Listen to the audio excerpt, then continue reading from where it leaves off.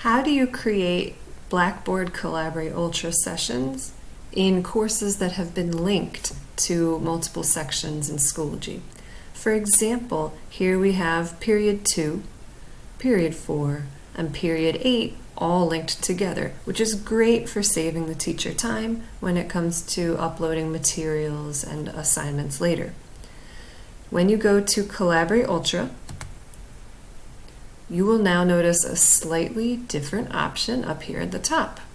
So I've already created a demo session here for second period. I have to toggle to the other periods, to period 4 in the top left corner to see my fourth period session. Period 8 still needs a session, so I will toggle to period 8 and I will create a session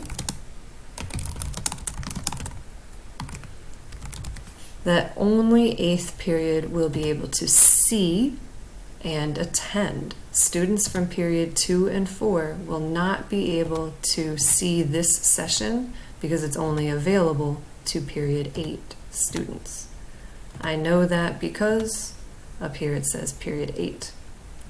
So now when you're going to teach period 2, you'll toggle to period 2 and join this session. But then you'll take your 15-minute break before you go to period 4 and join your fourth period session.